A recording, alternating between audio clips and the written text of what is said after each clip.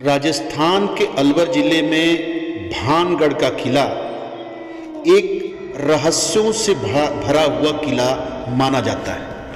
कहते हैं कि वहाँ आज भी रात को अजीब अजीब आवाजें आती हैं। आज तक भानगढ़ किले में जो भी गया, भानगढ़ का रहस्य क्या है, क्यों अजीब अजीब आवाजें आती हैं, हंसने की, रोने की, घुघरू की, इसी को जानने के लिए हमारे मन में भी जिज्ञासा थी। यदि हम बात करें भारत के हॉन्टेड प्लेस की, यानी कि डरावनी जगहों का, तो भानगढ़ के किले का नाम सबसे ऊपर आता है। भानगढ़ किले का रखरखाव आर्कियोलॉजिकल सर्वे ऑफ इंडिया करती है, लेकिन ये जान के बड़ा आश्चर्य होगा कि इसका ऑफिस वहाँ पे नहीं है। आखिर क्यों, ऐसा क्या है? एक जमाना था जब इसी भानगढ़ के किले में शाम के समय तवायफों के घुघरू की झनकार रसियों का मन मोह लिया करती थी। लेकिन आज सजती है भूतों की महफिल, हालांकि किसी ने देखा नहीं है उन्हें। भानगढ़ के इस 400 से 500 साल की कहानियों और किस्सों और रहस्यों को जानने के लिए हमने फैसला किया जयपुर से भानगढ़ तक का सफ़र करने के लिए।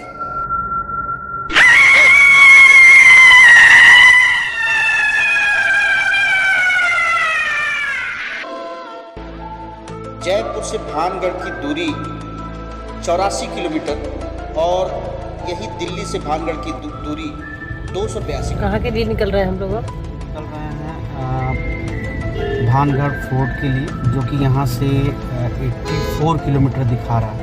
दिखाते चलेंगे। मतलब यहाँ के लोकल कलाकार होंगे या चित्रकार होंगे, उन्होंने मतलब शिल्पकार जिसको हिंदी में बोलते हैं, ठीक है, वो उन्होंने मतलब मूर्तियाँ अच्छा बनाई। देखिए इधर दिखाई रखी, ये देखिए कितना बढ़िया मूर्ति बनाया है। इन्होंने ये पत्थर पे कारीगरी किया हुआ है।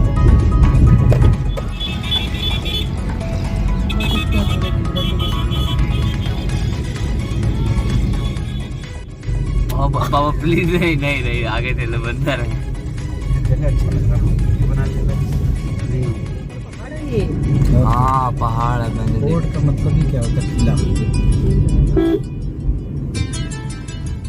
फाइनली हम भानगढ़ के किले के पास पहुंच चुके हैं और ये देखिए, ये सामने भानगढ़ के किले का प्रवेश द्वार है। ये देखिए वो भानगढ़ के किले का प्रवेश द्वार है और हम आपको दिखाते हैं पार्किंग एरिया। ये देखिए, ये पूरा पार्किंग एरिया है जिसमें 50 रुपये का पार्किंग शुल्क लिया जाता है। भानगढ़ के किले में प्रवेश करते ही दाहिनी तरफ हनुमान जी का ये मंदिर है। ये देख रहे होंगे आप, हनुमान जी का मंदिर है। और इससे थोड़ी सी आगे आप बढ़ने पे ये है आपका टिकट काउंटर, जिसमें 25 रुपया का एक टिकट दिया जाता है। किले में प्रवेश करते ही आपको Indians archaeological survey of India का एक बोर्ड नज़र आ जाएगा। उस नोटिस बोर्ड पे ये साफ लिखा है कि भानगढ़ की सीमा में सूर्योदय से पहले और सूर्यास्त के बाद प्रवेश करना वर्जित है।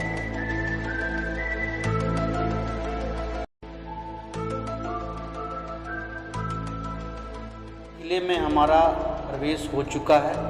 आइए आपको दिखाते हैं किले का जौहरी बाजार। आइए।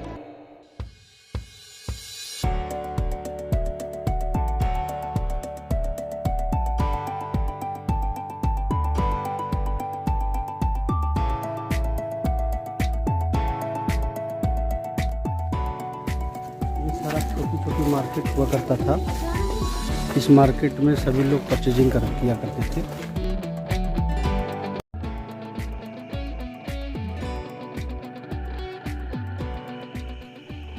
भानगढ़ किले का निर्माण आमेर के राजा भगवंत दास ने 17वीं शताब्दी यानी कि 1573 में किया था। माधव सिंह प्रथम के पिता भान सिंह के नाम पर इस किले का नाम भानगढ़ रखा गया। भानगढ़ के किले में नर्तकी का महल, जौहरी बाजार, रॉयल पैलेस एक प्रमुख आकर्षण का केंद्र माना जाता है। किले में प्रवेश के 4 द्वार बने हैं, जिसमें Ajmeri Gate, Delhi Gate, Lahori Gate और फुलवाड़ी गेट के नाम से जाना जाता है। भानगढ़ के किले में हिंदू देवी देवताओं का मंदिर बना है, जैसे में सोमेश्वर मंदिर, मंगला देवी का मंदिर, हनुमान मंदिर, गोपीनाथ मंदिर और गणेश मंदिर प्रमुख है। भानगढ़ का किला मान सिंह के छोटे भाई माधव सिंह प्रथम की राजधानी हुआ करती थी। यदि हम बात करें भानगढ़ किले से जुड़ी कहानियों की, तो जितनी मुँह उतनी बातें हैं, लेकिन अगर देखा जाए तो मुख्य रूप से 2 कहानियाँ विद्यमान हैं। पहली कहानी तो राजकुमारी रत्नावती और तांत्रिक सिंधु खेड़ा की, और दूसरी कहानी किले के निर्माण के समय तपस्वी बालूनाथ की। यदि हम बात करें पहली कहानी की, तो राजकुमारी रत्नावती और सिंधु सेवड़ा इस कहानी के प्रमुख पात्र थे। कहते हैं कि राजकुमारी रत्नावती बड़ा ही सुंदर हुआ करती थी। उसके सौंदर्य का चर्चा कई राज्यों में हुआ करता था। इससे पहले कि मैं रानी रत्नावती की कहानी को आगे आपसे बताऊं, एक चीज़ मैं आपको बता देना चाहूँगा कि जैसे ही किले में हमारा आगमन हुआ, वहाँ के काफ़ी सारे कैमल्स ने, ऊँटों ने हमारा अच्छा स्वागत किया। इतना कैमल्स हम पहली बार देख रहे थे, हमें बहुत अच्छा लगा। आइए बढ़ते हैं राजकुमारी रत्नावती की कहानी के साथ। तो राजकुमारी रत्नावती के खूबसूरती की चर्चा उस समय आसपास के काफ़ी राज्यों में हो रहा था। काफ़ी लोग राजकुमारी रत्नावती को मन ही मन चाहते थे। उसमें से एक था सिंधु सेवड़ा, जो कि रानी रत्नावती के हुस्न का दीवाना था और मन ही मन रानी रत्नावती को चाहता था। भानगढ़ के स्थानीय निवासी बताते हैं कि एक दिन राजकुमारी रत्नावती अपने सहेलियों और दासियों के साथ जौहरी बाजार इत्र खरीदने जाती है, और उसी दौरान सिंधु सेवड़ा नामक तांत्रिक तंत्र और मंत्र विद्या का प्रयोग करके इस इत्र की शीशी को सिंधु सेवड़ा नामक तांत्रिक रानी रत्नावती के पास भिजवा देता है। और बाद में रानी रत्नावती को ये पता चलता है कि इस इत्र की शीशी में वशीकरण मंत्र का प्रयोग किया गया है, और उसके पश्चात रानी रत्नावती उस इत्र की शीशी को एक वहीं पास के चट्टान पे फेंक देती है। इसके पश्चात क्या था, वो पत्थर सिंधु सेवड़ा के ऊपर जाके गिरता है, जिससे कि सिंधु सेवड़ा की मौत हो जाती है। लेकिन मौत से पहले सिंधु सेवड़ा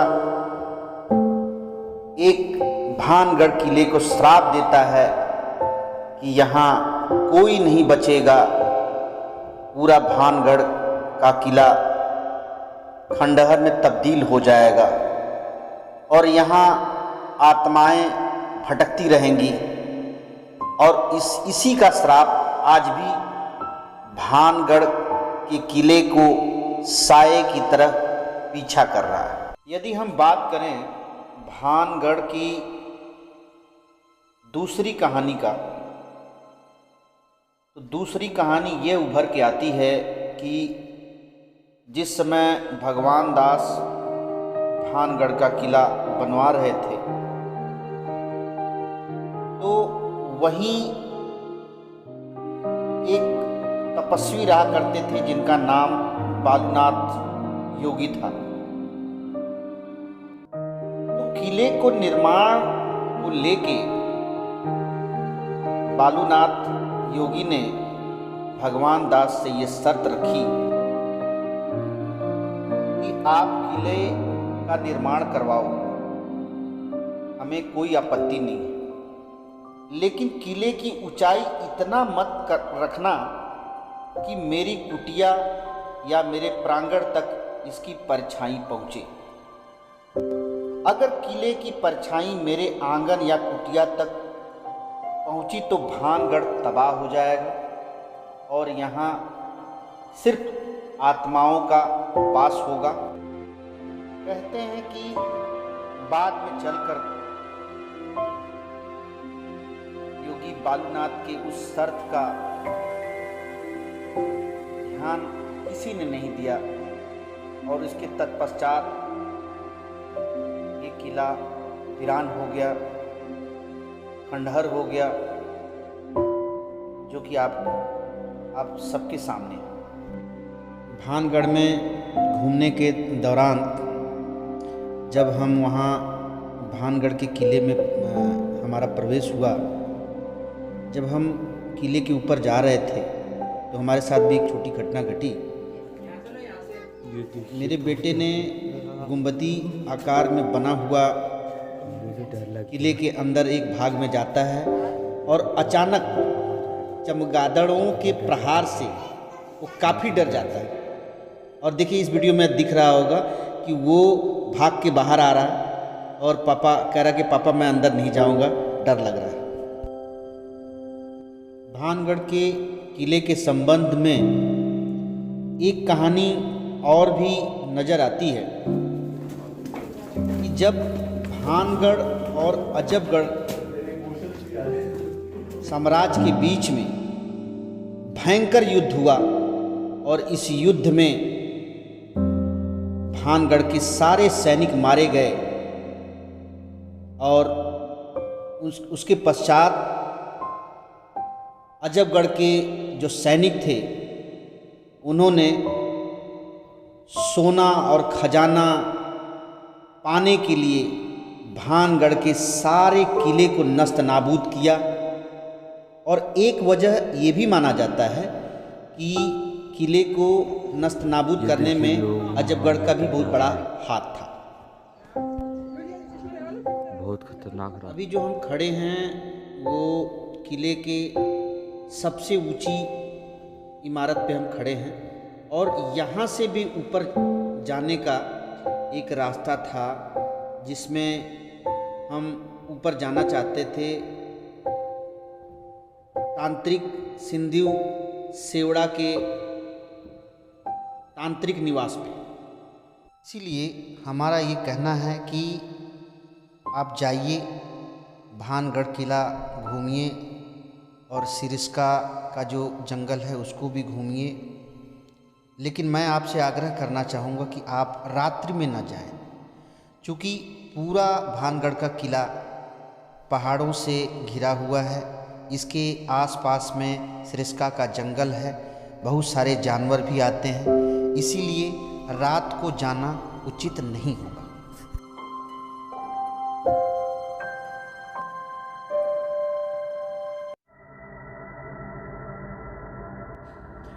भानगढ़ का किला